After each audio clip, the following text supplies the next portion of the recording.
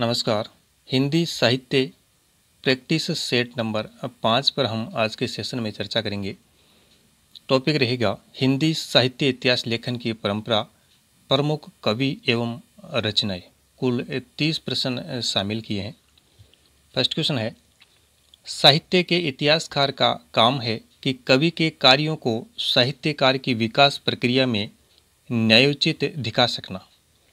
प्रस्तुत पंक्ति के लेखक है। ऑप्शन फर्स्ट है नामवर सिंह, राम स्वरूप चतुर्वेदी, डॉक्टर नगेंद्र या रामचंद्र शुक्ल। तो सही विकल्प का इसमें चयन कीजिए। ऑप्शन इसमें बी होगा। प्रस्तुत जो पंक्तियां हैं ये राम स्वरूप चतुर्वेदी की है। क्वेश्चन नंबर दूसरा देखिए, निम्नलिखित में से असत्य विकल्प का चयन कीजिए। ऑप्शन फर्स्ट है, ग्रियर्सन हिंदी साहित्य के इतिहास का काल विभाजन करने वाले प्रथम इतिहासकार है। ऑप्शन बी में है, ग्रियर्सन ने अपने इतिहास में केवल प्रवर्तिगत काल विभाजन किया है। ऑप्शन थर्ड है, ग्रियर्सन ने अपने इतिहास ग्रंथ में केवल हिंदी कवियों को ही स्थान दिया गया है। और ऑप्शन जो फोर्थ है, ग्रियर्सन के इतिहास ग्रंथ में कुल 1003 कवियों का जीवन चरित्र लिखा गया है। तो चारों में से जो विकल्प असत्य है उसका हमें चयन करना है। देखिए, ऑप्शन जो फर्स्ट है, इतिहास का काल विभाजन करने वाले प्रथम इतिहासकार, ये बात बिल्कुल सही है। और इन्होंने अपने इतिहास में केवल प्रवर्तिगत काल विभाजन किया है, ये कथन भी सही है। केवल हिंदी कवियों को स्थान दिया है, ये बात भी सही है। ऑप्शन जो फोर्थ है, 1003 कवियों का जीवन चरित्र लिखा गया, ये बात यहाँ पे गलत है। तो ऑप्शन इसमें फोर्थ गलत हो जाता है। क्योंकि ग्रियर्सन के इतिहास ग्रंथ में 952 कवियों का जीवन चरित्र लिखा गया है। प्रश्न संख्या तीसरा है, मिस्र बंधुओं के अनुसार हिंदी का प्रथम गद्य लेखक है सरप्पा, गोरखनाथ, विद्यापति या अमीर खुसरो। मिस्र बंधुओं के अनुसार हिंदी का प्रथम गद्य लेखक है। ऑप्शन बी होगा गोरखनाथ। ऑप्शन बी, मिस्र बंधुओं ने गोरखनाथ को हिंदी का प्रथम गद्य लेखक माना है। प्रश्न संख्या चौथा है, हिंदी साहित्य के इतिहास ग्रंथ की रचना निम्न में से सबसे पहले किसने की। हिंदी साहित्य के इतिहास ग्रंथ की रचना निम्न में से सबसे पहले किसने की। ग्रियर्सन, शिव सिंह सेंगर, मिस्र बंधु और रामचंद्र शुक्ल। यहाँ जो चार ऑप्शन दिए हुए हैं इनमें से बताना है कि सबसे पहले हिंदी साहित्य के इतिहास ग्रंथ की रचना किसने की।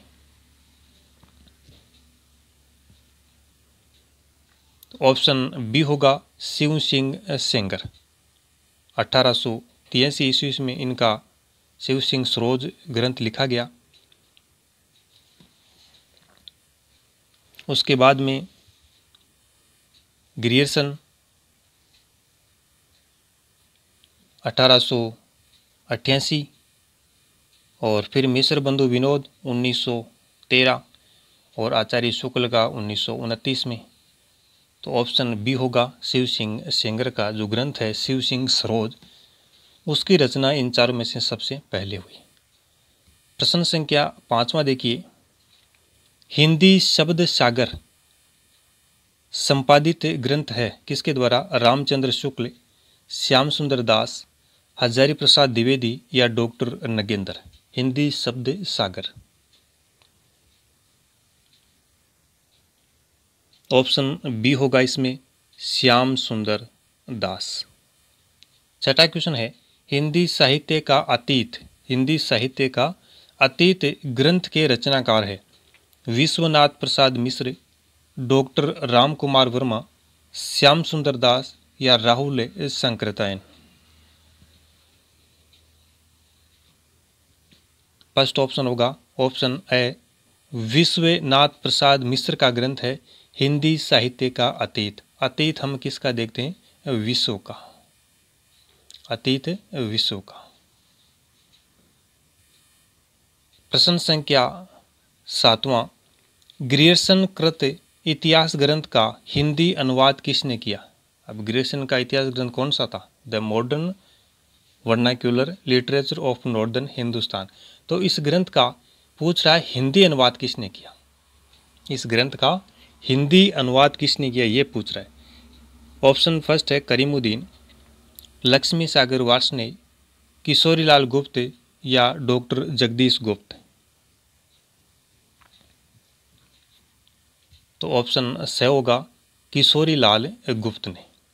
नेक्स्ट क्वेश्चन है, गारसाद ताशीकृत इतिहास ग्रंथ का हिंदी अनुवाद किसने किया? गारसाद ताशी का जो इतिहास ग्रंथ है उसका हिंदी अनुवाद किसने किया? करीमुद्दीन, लक्ष्मी सागर वार्ष्णेय, किशोरीलाल गुप्त या डॉक्टर जगदीश गुप्त।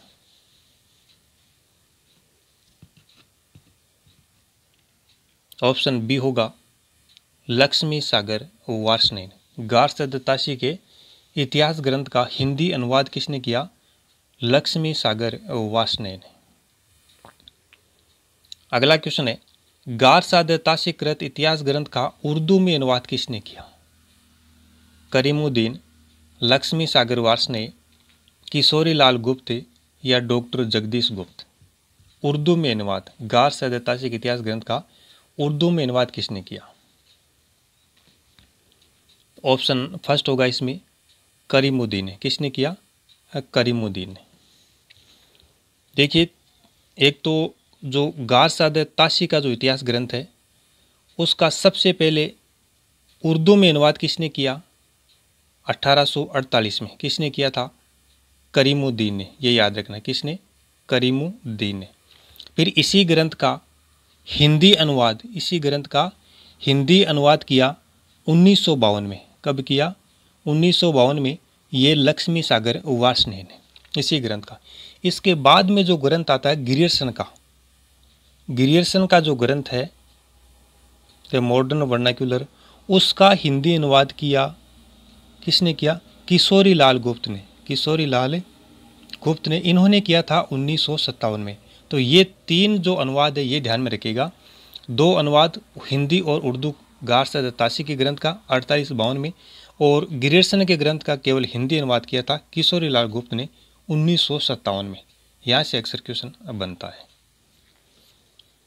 चलिए अगला क्वेश्चन देखिए 10वां, आंग्ल भाषा में लिखा गया हिंदी साहित्य का इतिहास ए sketch of Hindi literature. A sketch of Hindi literature के लेखक है पादरी F.E. के, मतलब फेक,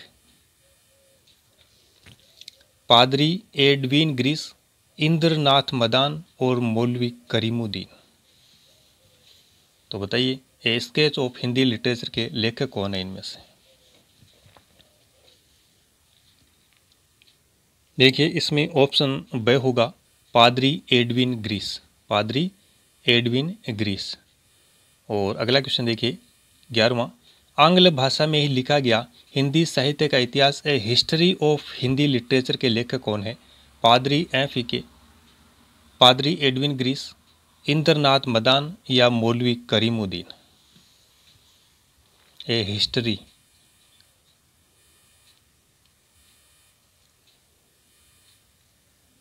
ऑप्शन फर्स्ट होगा पादरी F.E. के। तो देखिए, हमने इसका जो ट्रिक है वो इस प्रकार से किया था कि हिस्ट्री फेक नहीं होती है। हिस्ट्री क्या?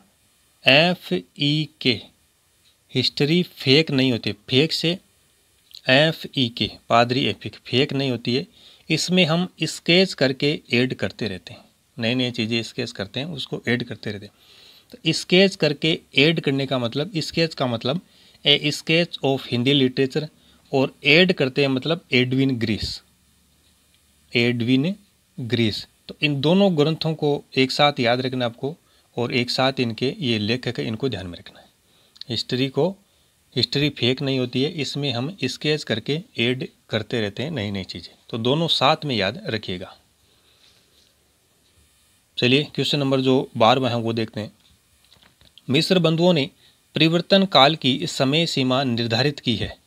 सम्मत 1890 से सम्मत 1925, संमत 1791 से संमत 1889, संमत 1681 से संमत 1790 और संमत 1445 से संमत 1560। परिवर्तन काल की समय सीमा पूछ रहा है यहाँ पे।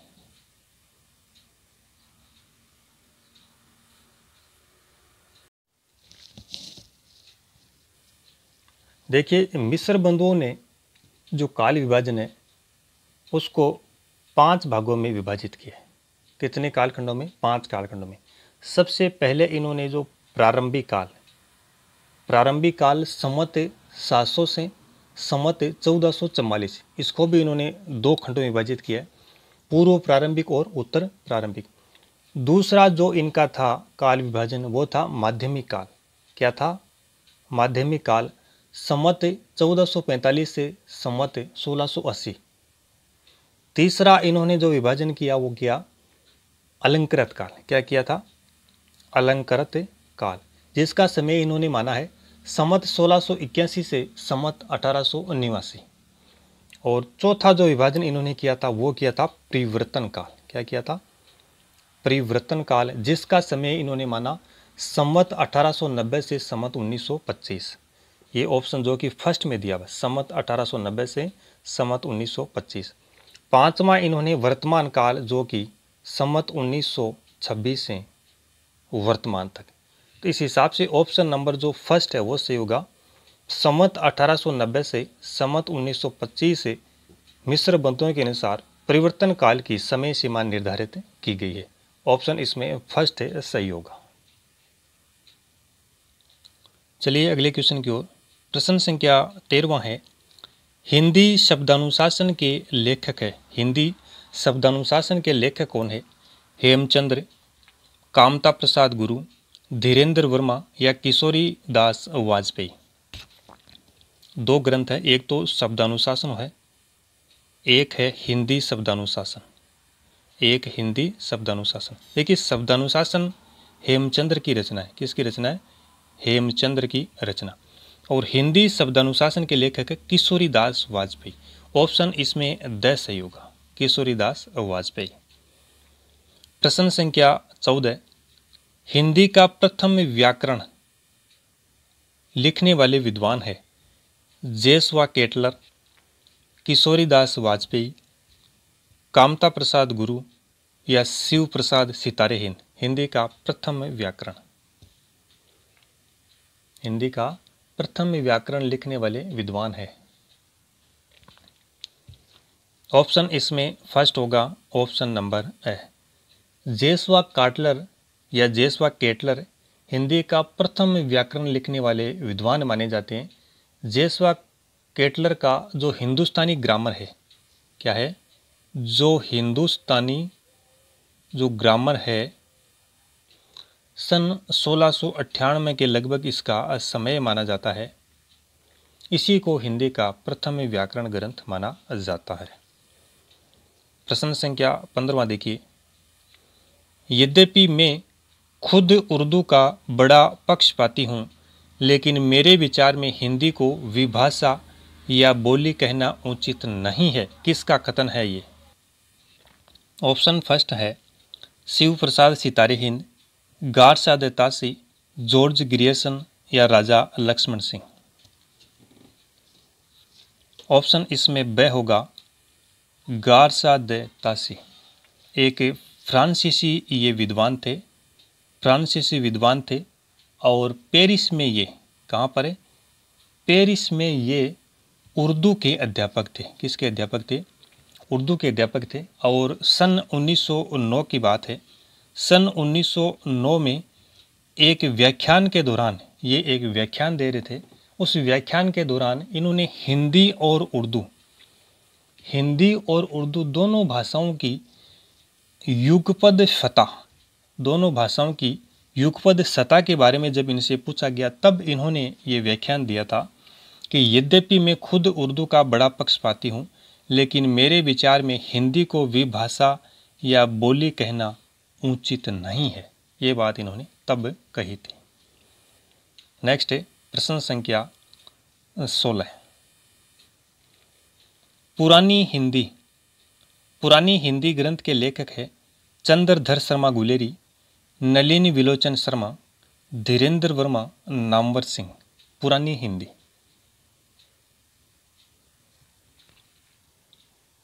देखिए प्रश्न संख्या 16 में ऑप्शन नंबर ए होगा चंद्रधर शर्मा गुलेरी। चंद्रधर शर्मा गुलेरी पुरानी हिंदी ग्रंथ के लेखक चंद्रधर शर्मा गुलेरी है। प्रश्न संख्या 17वां देखिए, मॉडर्न हिंदी लिटरेचर के रचनाकार है। मॉडर्न हिंदी लिटरेचर के रचनाकार है पादरी F.E.K., पादरी एडविन ग्रीस, इंद्रनाथ मदान, मौलवी करीमुद्दीन। मॉडर्न हिंदी लिटरेचर, तो ऑप्शन स होगा इसमें, इंद्रनाथ मदान की ये रचना है मॉडर्न हिंदी लिटरेचर। नेक्स्ट है कि प्रश्न संख्या 16, ये प्रश्न संख्या 18,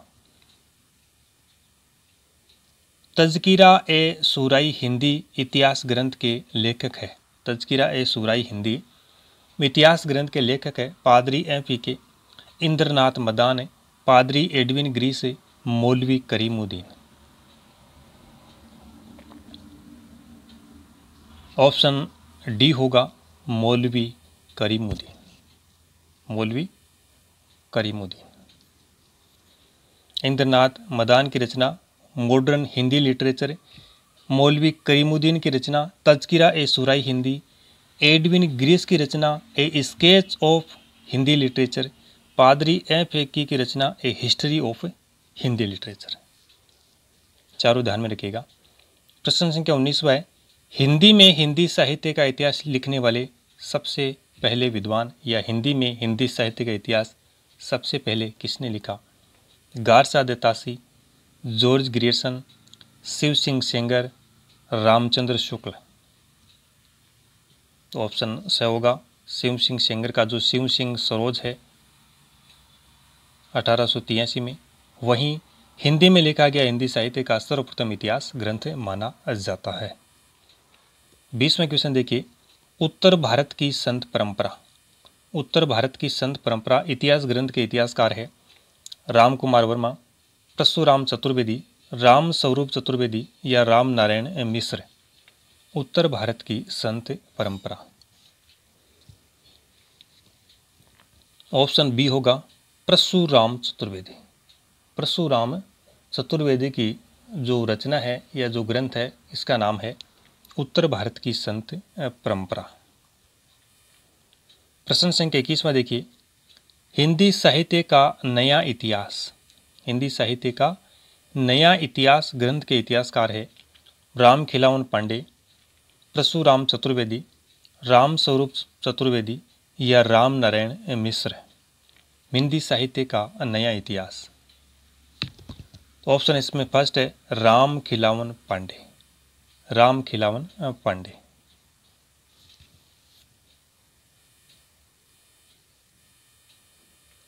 नेक्स्ट है प्रश्न संख्या 22, इनमें से काशी नागरी प्रचारणी सभा के संस्थापकों में कौन नहीं है? इनमें से काशी नागरी प्रचारणी सभा के संस्थापकों में से कौन शामिल इसमें नहीं है?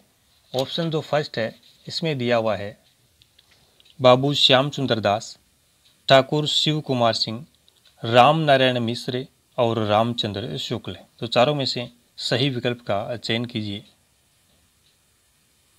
तो देखिए इसमें ऑप्शन नंबर द होगा आचार्य शुक्ल काशी नागरी प्रचारणी सभा के संस्थापकों में शामिल नहीं थे। आचार्य शुक्ल इसमें शामिल नहीं थे।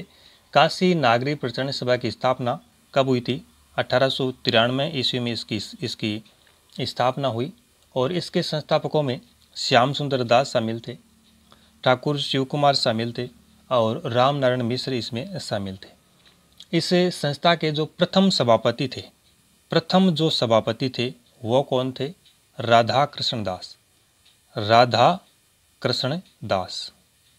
इस प्रश्न में ऑप्शन द होगा, शुक्ल इसमें शामिल नहीं थे।